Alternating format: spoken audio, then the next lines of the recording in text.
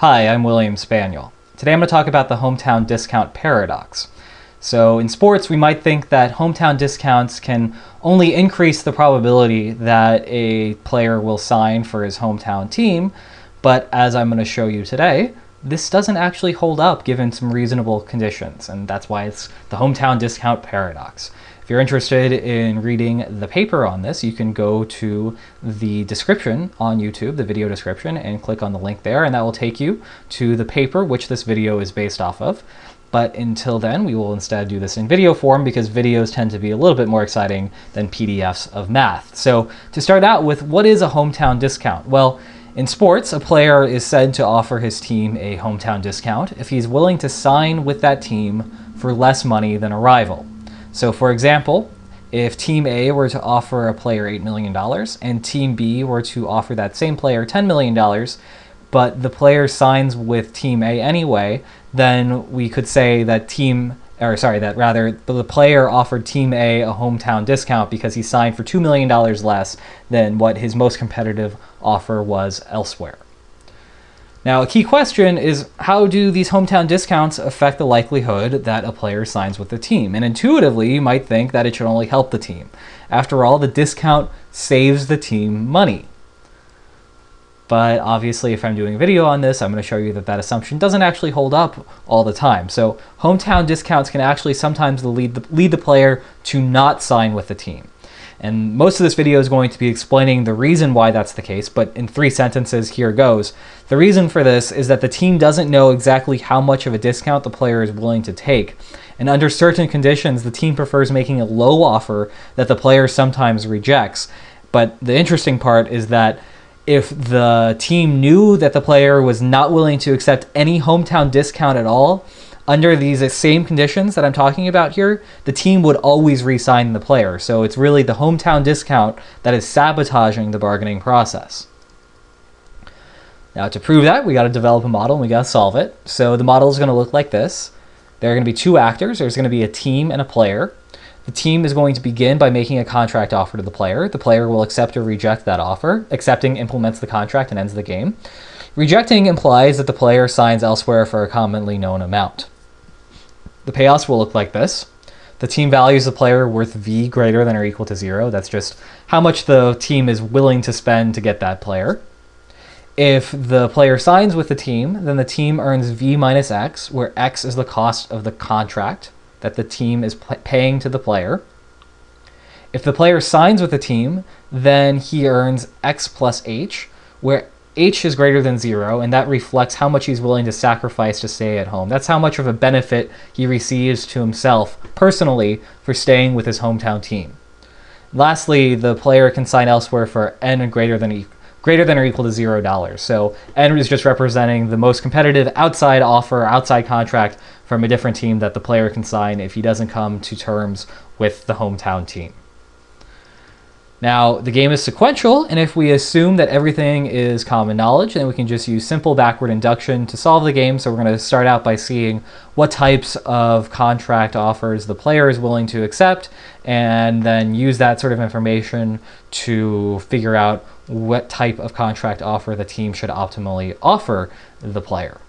So the game tree looks like this. Again, the team offers some amount X, which is just a positive number, a positive dollar amount, and the player accepts or rejects. If the player accepts, then the team earns V minus X, X being the contract cost, and the player earns the contract cost X plus the hometown benefit H.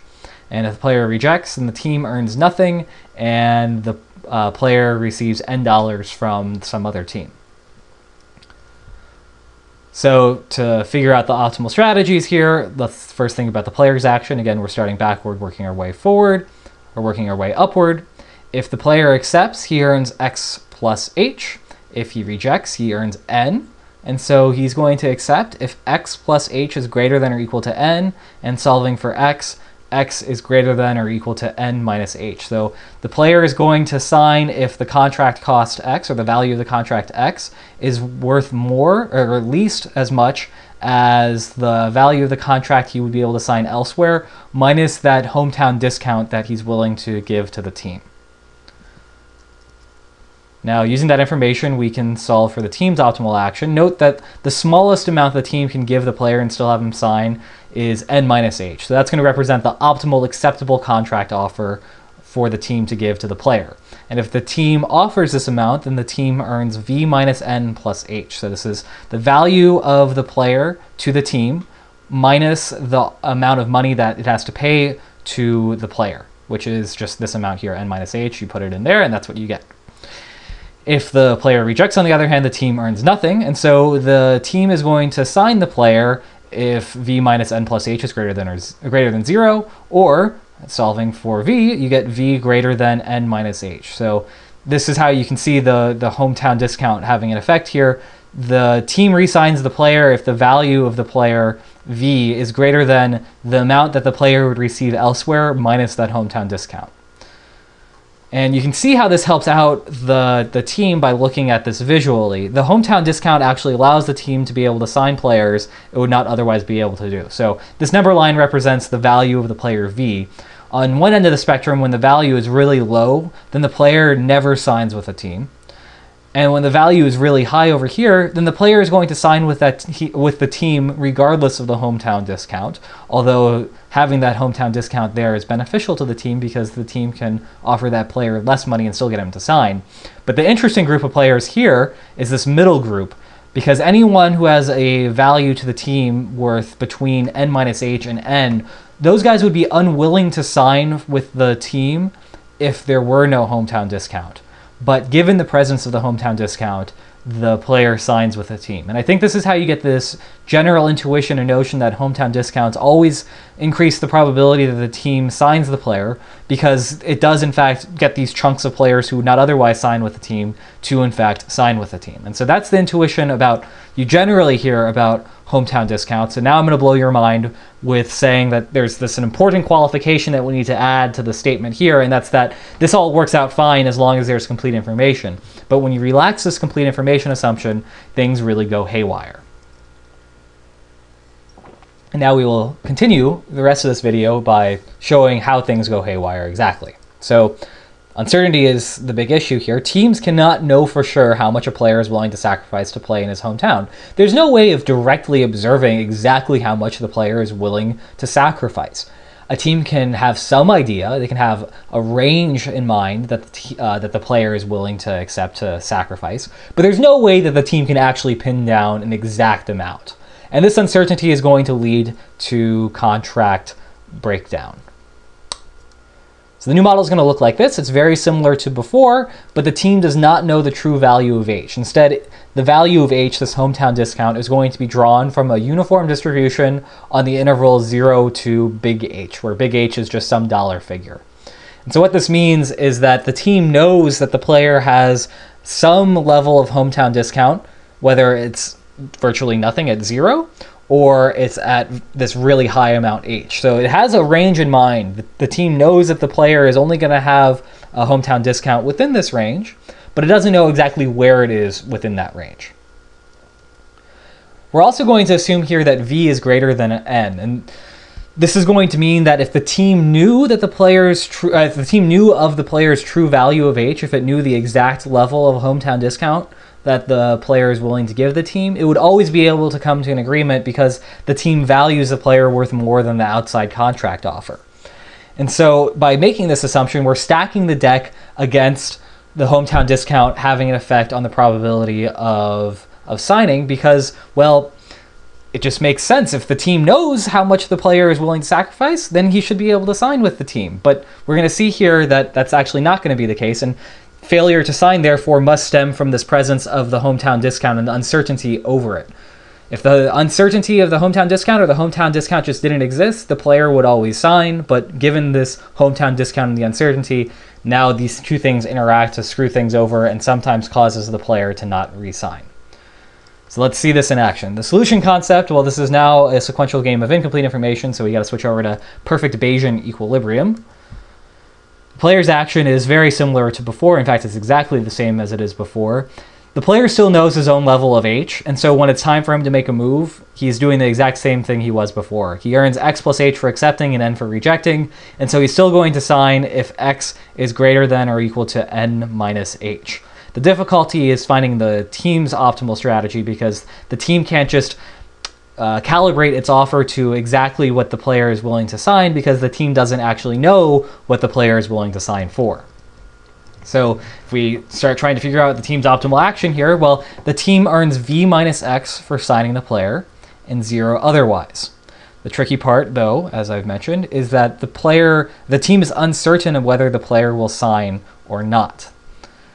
If we look at this in terms of expected utility, then the expected utility for the team for any given contract offer X is simply the probability that the player accepts that offer times the value of the player to the team minus the contract cost, plus the probability the player rejects times 0. Because remember, if the player signs somewhere else, we just standardize that payoff to the team being worth $0. And so because this is 0, we just chop that off, and we get that the expected utility for the team for any given contract offer is the probability that the player accepts times V minus X. Now, in order to be able to optimize for the team's contract offer, we need to actually have the explicit probability of acceptance. We can't just leave it as probability accept like that. We need to actually know what this is in terms of the parameters of the game, V, X, and N, and big H. We need to know all those sorts of things in order to be able to solve this game. And this is a little bit tricky if you've never seen uniform distributions before. You can kind of look that up on Wikipedia to get what's going on here, but this is actually not that hard to do because it is just uniform distribution. The probability of acceptance is the probability that the contract offer X is greater than N minus H, so this is the value of the outside contract minus the specific hometown discount a player is willing to provide. And if you solve for H, then you get H is greater than N minus X. And so you can actually find the probability that drawing any given H from this uniform distribution is going to be greater than that, and that just comes out to 1 minus N minus X over big H. If you've seen uniform distributions before, this should be straightforward. If you haven't, then there's no way you're going to be able to get this from just watching the video. You can kind of go on Wikipedia and sort of get a feel for it, but just trust me that this is actually correct. And if we plug in this, so we're plugging this into here, right? This used to be the probability of acceptance. If we do that, we can now take the first order condition. So we can optimize this equation by taking the first derivative and setting equal to 0 and solving for X. And so this is what these 3 steps do. Here's that equation that we need to optimize. Here's the derivative of it. And now we're setting it equal to 0. And if you solve for this X here, you get this optimal X, which we're calling X star, equal to V plus N minus H over 2. There are 2 critical points here. So there are actually 2 possible optimal offers. There's X equals this X star and X equals N, because as it turns out, this can sometimes be larger than N. And when that's larger than N, that's not the optimal offer, because the team can just offer N instead and know that the player will resign, because it's giving the player everything he would receive elsewhere and ignoring the hometown discount. So the team knows he can sign the player for N. So what's actually going to be optimal is going to be the minimum of the 2, whether it's X star or N. So we have to consider 2 cases: what happens when X star is less than N, and what happens when N is less than X star. Let's start when N is less than X star. Recall that the probability that the team signs the player is 1 minus N minus X over H.